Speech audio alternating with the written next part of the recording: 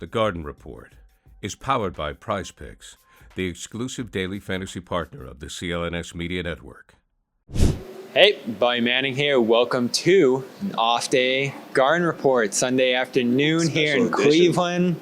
We're, of course, checking out the West End with Tim Bontemps, ESPN. How we doing? Welcome in. Not bad, not bad. Interesting series so far, Tim. The Cavs. I know where Tim's going with that. More interesting than it probably should have been. Right. Put it that way. We'll put it that way. What's been your overall thoughts on the series so far? Celtics obviously got right last night, locked in defensively, got a better Tatum game. You know, I still think there's some room for improvement that we're going to get into here from him. Oh, yeah, we're getting But they took care of business effectively last night is how you look at it. Yeah, I thought they came out with the requisite level of force and intensity from the beginning. Games 1 and 2, they were sort of on autopilot, like we've seen from them a lot in the past at home. But I thought they came out really determined last night to make sure they got off to a good start, which they did. Had a really good start to the third quarter, and then, maybe turned off a little bit after that. But overall, really good defensive performance. Did a good job limiting everybody but Donovan Mitchell in the game for the Cavs, and I thought did what they needed to do to take back control of the series, and we'll see if they can do the same thing tomorrow. What do you make of Tatum's performance so far? It's the biggest conversation around this team, this series in particular.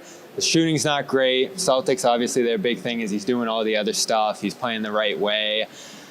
Does he need to shoot better? Does he need to score more for them? Or is this something where he can be that diversion? He can do all these other things, and since there's so much talent around him, they can win in spite of that. I mean, I think to get where they ultimately want to go, he's going to have to score the ball better than he has been. Last night, he took a lot of shots in isolation that weren't very good. I didn't think he particularly played that great again. You look at what Jaylen Brown and Drew Holiday did. I think they were a lot more determining factors in why the Celtics won the game, despite the fact that Tatum had a really good line. They played fine. But yeah, look, I think they're going to need him to shoot better ultimately. But he still does a lot of other stuff to help him win. I thought last night, games 1 and 2, I thought his defense in particular was pretty poor. Thought he was much better at that end last night. And overall, if he plays the way he did yesterday going forward, I think the Celtics will be fine against most teams. What do you think, Josue? What do you think about the criticism, though? Like, heading into Game 3, I understand the criticism because of Game 2's performance out of Jayson, and just overall, I mean, he hasn't been shooting great, but I just didn't think it was warranted in the sense of, oh, you have to shoot close to 50% because you're Jayson Tatum, or you have to be putting up 30+. I mean, when you look at this team and this roster, I just felt like that's where some of that frustration came from, and some of those comments after Game 2 where he's just like, man, it's not going to look pretty every single time. We're going to lose sometimes on this road to a championship that everyone, has them placed in at least an appearance in the NBA Finals. But my point is, like, I feel like with Tatum, he gets judged on a different scale compared to like the other All-Stars across the Eastern Conference. No, I don't really think so. No? I mean, look at what happened with Joel Embiid last series. I mean, if you're among the best players on the planet, you are going to be judged at a pretty high level. So right. I think that, Jayson Tatum has not particularly played great in the playoffs. Now, it hasn't really mattered because the Celtics have sort of been in regular season mode because they're not playing teams of the same caliber as these other teams. And like you look at like the Dallas OKC series or the Minnesota Denver series, those teams are just at a higher level than Cleveland and Miami have been. Right. Even the Knicks played the Sixers in the first round. They're clearly at a higher level than the Cavs and the Heat were. So, I mean, Tatum's got to play better for the Celtics to get where they want to go. He hasn't played great. There's not a lot else to say about the playoffs so far for the Celtics other than why is it Jayson Tatum playing better? Yeah. So people are talking about it. But that's the thing, though, Bontemps. I feel like, okay, after Game 2, I get it. But the Celtics at the time were 4-1 throughout the playoffs. They had that one slip-up against the Miami Heat, and then all of a sudden it's like, well, why isn't Tatum going off every single night? It's a competition. I feel like competition that's what it has been is. great. Yeah. Well, yes, that's true, but I just think when the Celtics are winning and when things are going well, Tatum is still going to get that criticism about his shooting. I think Jayson Tatum gets plenty of praise. I think when Jayson Tatum plays well, he gets a lot of praise. Yeah. I don't think anything has been unwarranted. I just think, what else is there really to say? He has not played very well by his standards, and so people are talking about it. Why do you think that what is? Else is there to say? Why do you think he's struggling right now? I don't know. I mean, there's been what? I guess it's been 8 games. He hasn't shot the ball great in 8 games. Like, I just don't think there's a lot to say about it really in general. Like, I think There was probably too much said in favor of how great he played last night, because I thought he was probably their third or fourth best player last night. Yeah. Probably third behind Drew and Jalen. But like the playoffs haven't really started yet. It's kind of a weird situation, and that's where you look at Game 2 against Miami and Game 2 against Cleveland. The Celtics' biggest issue throughout the past few years in the playoffs has been they've made life harder on themselves than required, right? And so the Miami series, like, that was one of the best, literally one of the greatest jump shooting performances the team has ever had by the Heat. So I didn't really think much about that game. It was kind of like, yeah, the Celtics could have played better. The Heat had arguably one of the literally 2 or 3 best jump shooting performances in the history of the sport. They're probably not going to do that again, and they didn't. But Game 2 against Cleveland, like, the Celtics didn't play with a lot of intensity in Game 1. They didn't play with any intensity in Game 2. They drop a home game they shouldn't have. Now they come back on the road and play great, like they have repeatedly throughout the playoffs the last 3 years. But let's see if they can do another strong performance in Game 4 and another strong performance in Game 5 and close the series out like they should in 5 games. Or do they have this go to a 6th game? Do they let Cleveland get another game? Do they open up the possibility for somebody to get banged up, for Al Horford to have to play more minutes for another game? Like that. I mean, yeah, there's going to be a lot of talk about Jayson Tatum because he's the best player on the team, but that's more what I'm interested in with the Celtics is, can they take care of business and move this thing along? Because that's going to have a much bigger bearing, I think, on where they ultimately go, as opposed to whether he starts hitting shots in the next couple games from now. The most interesting moment of the series for me, obviously, after Game 2, the bad loss, bad Tatum game. He comes out and says a lot of the stuff we hear from him all the time, you know, big one being we're not supposed to win every game. We're not supposed to win by 25 every night. People think that, but that's not how it's going to be. Then he took it a step further, and this was a day after the MVP voting came out, and said, well, we don't have the MVP, we don't have the coach of the year, so I guess we're not a super team. We've talked about those comments at length, but I'm interested, you know, from you. Obviously, you talk to a lot of the voters, you do the straw poll. Why do you think it is he fell to 6th this year, in spite of being, you know, the best player on the best team, if that's how some people look at the award? Who should he have finished ahead of? I would go ahead of Giannis this year, just given all the dysfunction in Milwaukee. I know you could argue that. Giannis also was the first player ever to average 30 points a game on over 60% shooting. Right, so that's why I'm at, like, you know what I mean? That's the thing. Like, is it the stats? Is that what it is? I think it's a combination of the stats and the overall impact. Like, Jayson Tatum is not Nikola Jokic. He's not Luka Doncic. He's not Giannis. I think if you look at what Shai Gilgeous-Alexander did for a Thunder team that was the youngest team ever to have as many wins as they had, to have the number 1 seed in the Western Conference, like, he had a phenomenal season. And then look at the Knicks. Like, look at the season Jalen Brunson had. Like, if you want to say Jayson Tatum is a better player than Jalen Brunson, you're probably not going to get a lot of argument about that in a vacuum, right? He's much bigger. He's a better two-way player. Obviously, he's a fantastic player. I voted for Jalen Brunson 5th on my ballot. I didn't have Jayson Tatum on it. It's pretty hard to argue which of those guys has been more valuable to their team this year. And that's not a disrespect to Jayson Tatum. The Celtics have an awesome team. He doesn't have to do as much. You watch these playoff games, like, you guys see it. You watch all these games. Like, Jalen Brunson has to do everything for the Knicks, right? They have all these injuries. He's got an insane usage. He's scoring 35 a game. Like, he carried that team to the 2nd seed in the East. So, like, yeah, like, I say this about the straw poll all the time because people, as you guys know, really care about awards. That's why I do the straw poll. Yeah.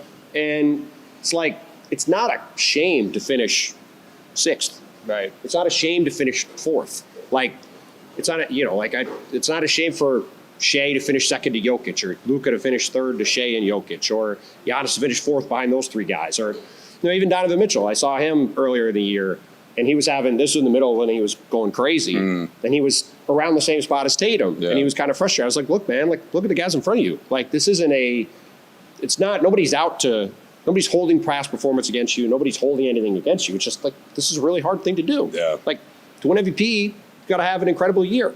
So, I thought the way Jason and Jalen handled Game 2 afterward sort of, like, is reflective of their personalities. Tatum is always going to sort of take a step back and take a bigger picture view of things. And Jalen is going to be more direct and emotional and in the moment about it, right? Yeah. And that's just sort of the way it is. And I thought it was kind of silly to be like, well, we're not a super team. We can't expect to win every game. Like, you could not repeatedly blow games at home in the playoffs, which he gave a good answer about last night when I asked him about it. But yeah, it is what it is. Yeah, I guess that was going to be my next question. Like, were you surprised to hear him say that, like, to bring that up? Not really. In that moment? No, not really. Yeah. Not really. I mean, it's not the first time something like that has come up. And look, I'm sure he was annoyed he finished sixth. Like, he's a competitive guy. He wants to win all these awards. Like, I get it, But it's like everything else. If you're going to take somebody out, you got to put somebody in. And if you want to say, all right, like, Giannis shouldn't be on there, he should finish fifth. Like, it's hard for me to argue he should finish ahead of the other four guys. Like, he just doesn't have to. He doesn't need to be more than those guys on their team because they have the deepest team in the league. Yeah. But you have Tatum, Josue. Six, to be honest. Yeah, six. And a big reason for that is because of the roster. I mean, Kristaps Porzingis, like the third, like he's the best, or one of it. I guess you can put an argument up there, but in the Eastern Conference, he's the best third option on the team. Like, that's incredible for him to have. Third option. Oh, and sometimes it's Derek. Sometimes exactly. It's like interchangeable. Their team is loaded. Like, and Tatum's numbers, to his credit, came down this year because he wasn't really forcing shots. He wasn't trying to score 35 a game because he didn't have to. He didn't have to. And their team is awesome. But, again, you look at the stats across the board, the stats aren't at the same level. And you just look at the impact on winning. Like, yes, their team had the best season, but because they're so deep, like, it's the same reason Missoula didn't win Coach of the Year. No. Like, he was on my ballot, but you look at what Mark Daigneault did with the Thunder, with a super young team, being very versatile, getting them to the number one seed in the Western Conference, which is much deeper than the East right now with all the injuries that are in the East, right? Too, yeah, so, like, that's all. Like, it's not a personal affront to Jayson Tatum that he didn't finish higher than sixth. It just is what it is. I just think the new generation of all these superstars, man, like, this is what we're seeing right now. Like, it's just a lot of guys finding their stride throughout their careers, and Tatum's mixed in there. Talent. Yeah, Tatum's mixed in there, but there's other guys as well. Yeah, you go back through the history of the league, and you can every year you can say, like I say this all the time, there were at least 3 or 4 or 5 guys this year who deserved to win MVP. Like Jalen Brunson deserved to win MVP, but he shouldn't have won MVP. Yeah, you know what I mean? Like, because he wasn't at the same level as Jokic or even those other guys. But, like, if a Knicks fan says to me, well, Jalen deserved to win MVP, I can't argue with that. Like, he's been unbelievable, and he's carried that team. But, like, only one person can win. Right. So, there's always going to be a few guys that are deserving. Yeah, Shea had his own unique case, too, with the young team. Yeah, sure. He had an incredible year. Luka averaged, 35, 9-9, and they went 16-2 down the stretch and got out of the play-in and got, he's great. Like, all these guys are, they're all deserving, but in the end, you've got to pick somebody. Right. So there's just inevitably people are going to be disappointed. And, whether it's been the last few years with Embiid, I've certainly gone through this with the Embiid and Jokic stuff over the past several years. It's all the same stuff. Like, both of those guys deserve to win multiple times. And at the end of the day, only one person can win. So that's why I do the straw poll, because people care about the winner. But it's not anybody saying, oh, man, I'm going to personally push down Jayson Tatum as some sort of a vendetta. Just is what it is. Want to get into the field that's building up too as the Celtics try to pursue a championship here. Just 4 teams left in the East. Some interesting things happening out west as well. Of course, we're brought to you by Prize Picks. Go to prizepicks.com/CLNS. Get a 100% deposit match up to $100 when you use our code CLNS over there. And check out the Game Time ticket app. Great ticket deals right up until and even after tip-off. When you head over there, get a $20 discount on your first purchase over there when you head to the game. I like that. Right? Yeah, right. Some of these shows. If you're here in Cleveland, if you're heading back to Boston, Game 5, great deals over there. And again, you get $20 off your first purchase. Terms apply. So I don't know how much resistance you see the Cavs putting up for the rest of the series. If it's like that Heat series, they'll have their one-off night, and then the rest of the series ends up going Boston's way. I think this will probably be a little bit more competitive game to game, just because Mitchell's going crazy. We already saw that in Game 3, right? Yeah. Like, that was a pretty competitive game. And the Celtics, I thought, played hard and well, and the Cavs hung around.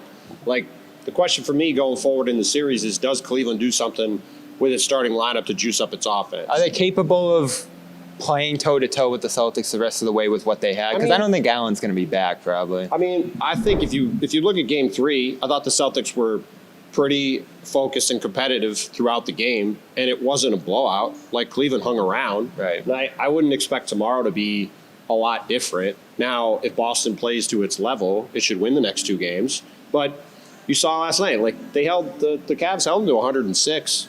Like that's a reasonable. Like the Cavs can win a game if the Celtics score 106. They're scoring 120, like in Game 1. They're probably not winning, right? So that to me, the swing thing in the series could potentially be if they're going to get another game or more, is can they juice up their offense? And to me, that goes to their starting lineup, and do they do something with Isaac Okoro, who's minus 38 in 45 minutes in the 2 games they lost in the series. And he was awesome in Game 2. It was a big part of why they turned the game around, because they were just way more competitive than Boston, and they won that. Like, they deserved to win that game the way they did. But you look at Game 3, Al Horford had no legs. He was gassed, playing 40 minutes, but no Porzingis. Joe Mazzulla always defaults towards shooting, so he's only going to play Luke Kornet so many minutes. And then, so first competitive game since Porzingis is out, Al's minutes shoot up. He clearly didn't have his legs. And they start the game with him on Isaac Okoro, and he sort of gets a break, right? And so with Dean Wade back in Game 3, a guy that the Celtics have to guard, have to pay attention to, he's plus 12 and 17 minutes off the bench. Do they consider starting someone like him?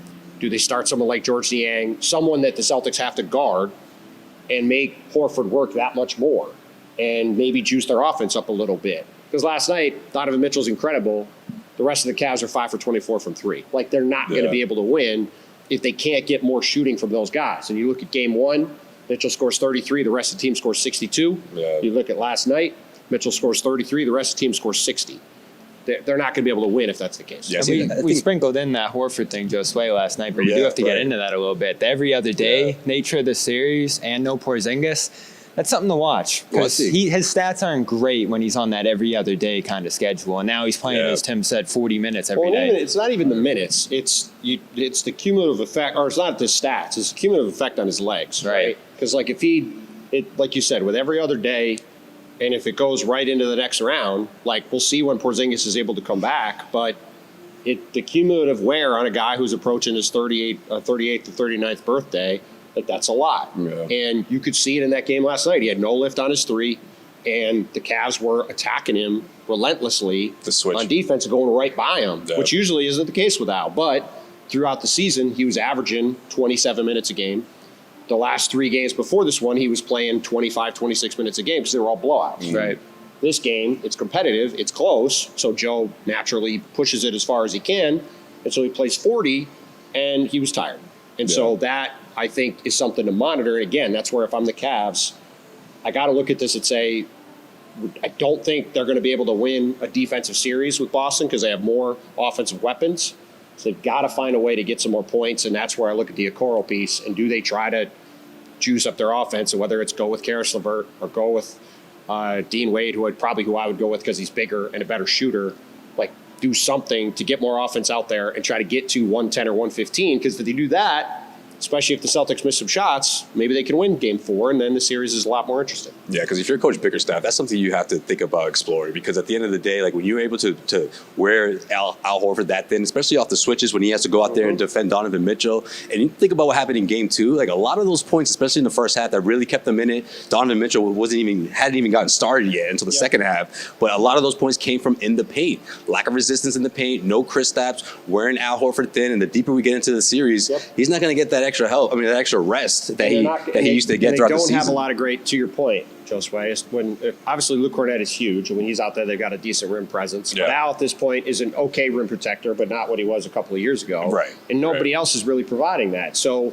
that is a bit of a soft point for Boston right now.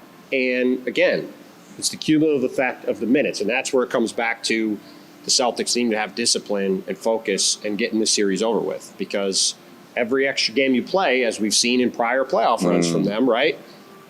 When you force yourself to play extra games, you put yourself in a position where you can have more freak injuries, you have more wear and tear, you just have fatigue as the playoffs go along, and you make your life difficult on yourself. Eventually, it's going to catch up with you. So let's see over the next 72 hours, can this team have some more discipline than it's maybe had in the past and take care of business? They win this series in 5 games. It's probably right about where it should have been anyway, and you feel pretty good about where they're at. If they let one of these games get away after coughing up Game 2, especially if they do it in a similar manner and they just sort of turn off and lose, it's a sign that maybe they haven't improved in some of the ways you'd like to have seen. That's the last topic I was going to bring up to you here is the path that they're on here, because you talk about the cumulative effect of long series, and the Knicks are showing that more than anyone right now. They kind of looked like a slam dunk to win that series, and we're going to have this awesome Boston, New York thing. Now they just have nobody left. Yeah. We'll see what happens this afternoon. I mean, if you look at Game 3 of the Pacers series, They coughed that thing up. well, look, right. They're going to run out of guys, The Knicks didn't play well. I think the Pacers played very well at home, and they only won the game on an Andrew Nembhard prayer, right? Yeah. And like the Knicks really shouldn't have been in the game. Like Jalen was in and out, didn't play up to the normal level, missed some really easy bunnies late. Dante DiVincenzo was great. The rest of the team wasn't very good. And you're right, like they're tired. They're missing OG Anunoby. They're missing Mitchell Robinson. They're missing Julius Randle. They're missing Boyan Bogdanovic. They're down a bunch of guys. But we saw in the first round, the Pacers are not exactly a team you can really trust right now. And while Tyrese Halliburton's been way better the last couple of games, it's been super good to see. Let's see how this Game 4 goes today. Well, look, the Celtics, you look at what's going on out west. Look at these absolute wars that are happening. Like Boston should have a fairly comfortable run to the finals. Like they should take care of the series in 5. And they should probably take care of the Knicks in 5 or 6, especially because of all the injuries the Knicks have. If the Knicks were fully healthy and operational, I think they could give Boston a lot of trouble because they're so big. They can attack them on the glass. Especially Randall Robinson. Yeah. Yes, like we've seen Boston struggle at times attacking the glass, right?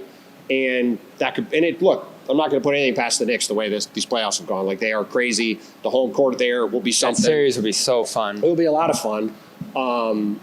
So we'll see what happens today. But yeah, look, it's sitting there for the Celtics. They're the best team in the league this year. They are going to be heavy favorites in each of these series, especially, again, if they get the Knicks because of all the injuries the Knicks have had. That's not the same Knicks team it would have been. You know, look, maybe OG Anunoby's back, and if he comes back for the conference finals, it'll look a lot different. And maybe Kristaps Porzingis isn't able to play. It's a big thing to watch. Which is a huge thing to watch, and we'll see where he's at. That would obviously be a very significant swing piece, right? But you know, there's not – you look at the 4 teams in the West right now, I would say they're all better than everybody but Boston in the East as of right now because of all the injuries the Knicks have. So if you're the Celtics, it's time to take care of business. And if you could say they could go to the finals having played 15 games, like that's a significant advantage over what's going to be a couple of wars here in the final couple rounds of the West playoffs. And whoever gets there, their legs are a little sapped, and maybe Boston is in a position, in the opposite position of what the Celtics have been in the past, where they're the ones playing 7 6-game series every round, and they get to the finals, and then they're tired, and then they don't play well, and they lose. So it's going to be really interesting to see. But if you're a Celtics fan, you got to be looking at this and going, man, looks pretty good. Golden opportunity. Right now. Yeah, it's a golden opportunity to break through, to get to the finals with relatively fresh legs, and they'll have home court. Like, you know, it's sitting there for them. Like, let's see if they can. Again, it comes back to the focus and the discipline. Can they have the focus and discipline to take care of business? If they can, they're going to give themselves a real shot to do what they've been trying to do for a long time. This is great. Love having Tim here. You got any last question for him, Josue? No, man, that was perfect. That was good. Keeping it 100 here. I like it. Tim Bontemps at ESPN. It's been a long time coming. Great to finally have you on here, Tim. Thank you. Thanks for having me. And we'll have game coverage, Game 4, 7 o'clock. After the game, tune into the Garden Report as always. One last great shout out to our sponsor, PXG. Golf wear, leisure wear, polos, hats, tees. It's that time of year. Perfect time to get out on the course, or even just wear it out as the summer warms up here. He's Josue Pavon. He is Tim Bontemps. And this has been a live edition of the Garden Report from Cleveland. Talk to you soon. Hey, Bowie Manning here. If you made it this far, you probably enjoyed this video, so subscribe, turn on notifications, and check out our social media platforms at Celtics CLNS